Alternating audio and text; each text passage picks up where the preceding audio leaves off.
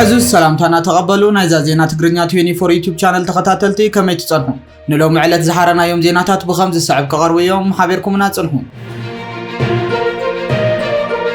أبي إثيوبيا حيال تقاومو كم تسلعة تقليد صلو إذا أبز تفعلوا يونيفرسيتات إثيوبيا جميرو زلو تقاوموتات مسنا هاجرات نيبال بنغلاديشن زنابرنا منقصاص من آسيات جانز بمتأسسار أبتا هاجر حيال نعبك العلكم زخلون يوزقلت زلو مينستر تمرت بروفيسور برهام نغا تمهارو العلوي درجات تمرت سالسي عمت تمرتو مسودو نحد عمت ناي ممهار مستمهار أقلقلوت نخهو زتقل مبرح دحر حد عمت أب عمت تمرت غلطشان 19 باقوطات جميرو أب قبركو علم خوان دحر موسان انتخون إذا دما تمهارو قل منقصتاو يونيفرسيتات إثيوبيا كابتو مالسوني جميرو تقاوموا من الناس معيهم زركبوا كابتن تقاوموا تمهارو زتقايد لن منغستاوين يونيفرسيتات امبو ارسي بولهيرا سلالين دريداوان مخانن ونزتا غلص انتخون غلا كافتم تقاومت تمهارو زسمعوم چرحتا دما بمويا ممهرነት ስልጠና ዘይወሰዱ ተመሃሮ ሃገራዊ አገልግሎት መምሃር መሃብ ቅቡል አይኮነን ዝብል ሓያል ቁጣ አልዕልዩ ይዝርከብ ፕሮፌሰር ብርሃኑ ነጋ ቀድሞ መዓልታት ንባይቶ ወከልተ ህዝቢ ብዛዕባ ተሓድሽ መምርሒ ብዝምልከት ኣብዝሃቦ መግለጽውን ተመረቕቲ ናይ መጀመርታ ዲግሪ ናይ ሓደ ዓመት ናይ ኣግባብ ኣመሃራ ኮርስ ብምውሳድ ብቑዓት መምህራን ክኾኑ ከም ዝኽእሉ ገሊጹ ዝነበረ እንትኾን ነዚ ምኽንያት ብምግባር ድማ ኣብ ኢትዮጵያ ብዝተፈላለዩ ዩኒቨርሲቲታት ዝርከቡ ተምሃሮ ከቢድ ተቃውሞ እናስምዑ እዮም ዝርከቡ እዚ ሕጂ ኣብ ኢትዮጵያ ተጀሚሩ ዘሎ ከቢድ ተቃውሞ ድማ በዚ ዘለዎን ተቐፂሉ ኣብታ ሃገር ሰፊሕ ክሳራ ከስዕብ ከም ዝኽእልን ክሳብ መፈንቅለ መንግስቲ ክወልድ ከም ዝኽእልን እውን እዮም እናተገለጸ ዝርከብ ብፍላይ ገለ ወሃብቲ ርእይቶ ምስ ኣብ ሃገራት ኔፓልን ባንግላዴሽን ካልኦት ሃገራትን ዝተራእየ ሓድሽ ምንቅስቓስ መናእሰያት ኣዛሚዶም እቲ ሓድሽ ምንቅስቓስ ጃንዚ ዝበሃል ሙቭመንት ናብ ኢትዮጵያ ኣትዩ ከም ዘሎ እዮም እናገለጹ ዝርከቡ እዚ ከም ዚልን ከሎ ኣብ ጀርመን ኣብ መስመር ጽርግያ I45 ናይ ኤርትራዊት ምዃኑ ዝተኣመነሉ ዝተቆረጸ ዕዳው ከም ዝተረኸበ ዝተገለጸ እንትኾን በቲ መንገዲ ተዝውትር ሰበይቲ እውን ዘይንቡር ነገር ድሕሪ ምርኣያ ንፖሊስ ምሕባራ እዩ ተገሊጹ ዘይወግዓዊ ሓበሬታ ከም ዝሕብሮ ድማ እቲ ክልተ ዝተቆረጸ ዕዳው ናይ ሓንቲ ጓል ኣንስተይቲ ምዃኑ ጀርመናዊት ጋዜጣ ቢልድ ዝጸብጸበት እንትኾን መን ምዃና ግን ኣይተሓበረን ዘሎ አባላት ኮለላ ፖሊስ ናብታ ሞንጎ መስቀላው መንገዲ ኦልፖስድን ፎይድበርግን ዘሎ ቦታ በቅጽበት ብምብጻሕ ነቲ ዘስካሕካሕ ፍጻመ አረጋጊጾም እዮም እዚ ካብ ሰንበት ናብ ሶኒ ኣብ ዘወግሕ ለይቲ ከባቢ ሰዓት 3 ዘጓነፈ ፍጻመ ስንባደ ዝፈጠረ ኮይኑ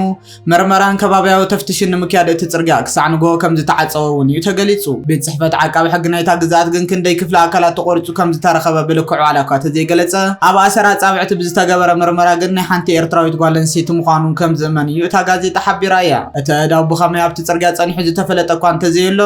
መባእታዊ ምርመራ ከም ዘመልክቶ ግን ብሰንኪ ሓደጋ መኪና ዘጓነፉ ክኸውን ከም ዘይኽእል ነቲ ምርመራ ዘካይዱ ገሊጾም እቲ ጽርግያ ንግሆን ምንቅስቓስ ክፉት ክኸውን እንከሎ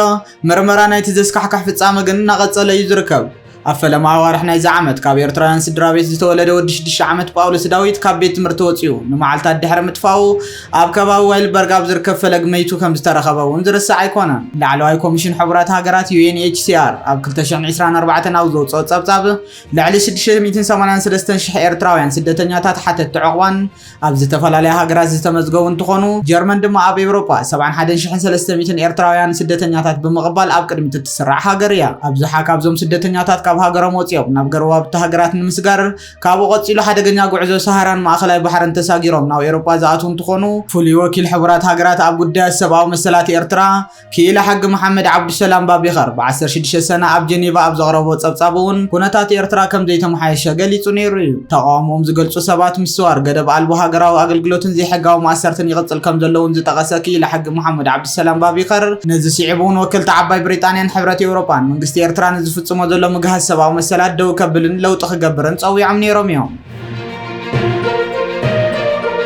إذا كم زيلن كله بريزيدنت كل العفار زخنا عيت أول أربعة بزي أقباب زتوسرك أي بحر إن مملاس مدلاوكم زازو مكبر نحيل تات بوليسي تاكلل تغيس الله نحلفت بوليسي تاخل لابس تدالو أخي بعض ترخب بريزيدنت تاخل زخنا عيت أول أربعة كأي بحر إن مملاس له جزء عزيز تقارب وسلزله أدلا إذا تبهر مدلاوك جبر كم زجباون تغيس الله من قصدي تبي بر بحر خن ركبي جبان نازل بالقوام كابز حزو له جزء جميرو أدلا إذا تبهر مدلاو يكايد كم زتان حقتك أزتان حنتخون بفلاي دم أبز تفعله بركز ركب أمرار حسراويت مكل خالي إثيوبيا بفلا بزحزنا نركب عامة منقستي إثيوبيا حزون زركب مدبن معوات مدلاون عزازمنا نركب قبل متقاسون ذكري بتمساسلون عزاز ما خل السراويت مكل خالي إثيوبيا زخنا ليتنات جنرال بلاي أبزو قدام ملكيتو أبز حلفو ملختي نمرحته هو حتى يتعنقفنا كلا عبا أجندا نهنا يكبلون تقيسال ليو نحنا مساهم زبا سيبنا زحزنا يعلما قزيف سلزخنا أبن نقبر من قسقاس عنقفات هيتخوننا قبل زتقاسات ليتنات جنرال عنقفات مسد تخوننا زلنا ዝምዘናሉ ግዜ ዝተፈለየ እዩ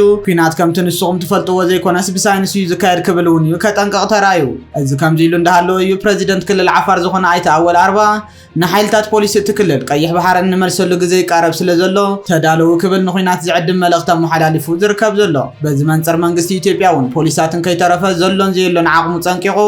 ናብ ቀይሕ ባሕሪ ክወፍር ከም ዝኽእል ግምታት ክንፀባረቕ ምክንያት ኮይኑ ይርከብ እዚ ከምዚ ኢሉ እንከሎ እስራኤል ንሕቶ ኣፍ ደገ ባሕሪ ኢትዮጵያ ከም እትድግፍ ኣፍሊጣ ኣላ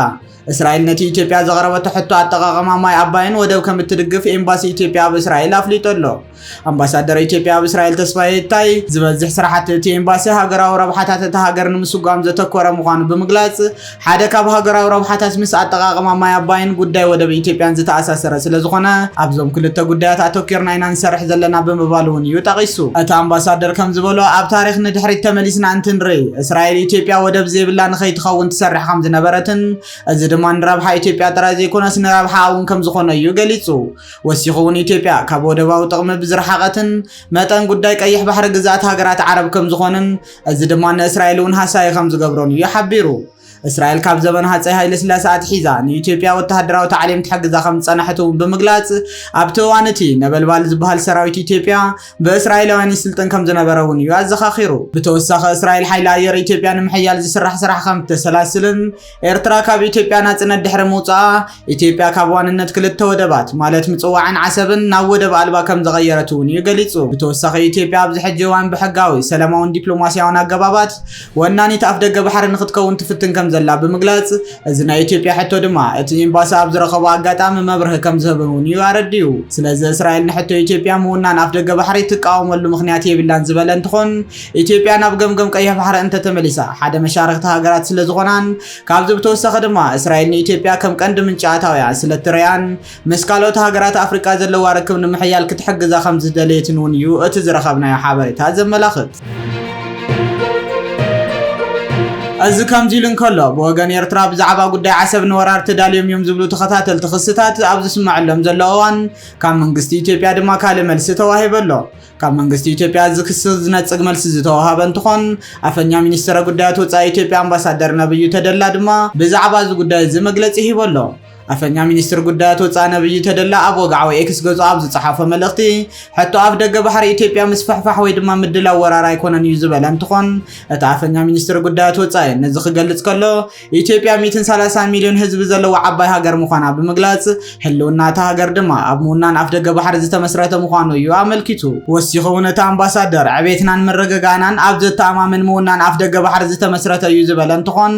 ኮይኑ ግን ሕቶና ምስ ቁጠባ ዝተተሓሓዘ ዳ እምበር ናይ ምስፍሕፋሕ ወይ ናይ ምውራር ሕቶ ኣይኮነን ክብል እውን እዩ ብትር ዝገለጸ እንትኾን ኣብ መወዳእታ እውን እቲ ኣምባሳደር ካብ ዝወፃእ ዝስምዑ ግዜ ዝሓለፎም ነቐፌታታት ኣይንቕበልን ብምባል ወደባት ንግድን ሎጂስቲክን ዝምልከት ተግባራዊ ምትሕብባር ግን እዚ እዋን እዚ ዝጠልቡ ሓቂ እዩ ክብል እውን እዩ ኣዘኻኺሩ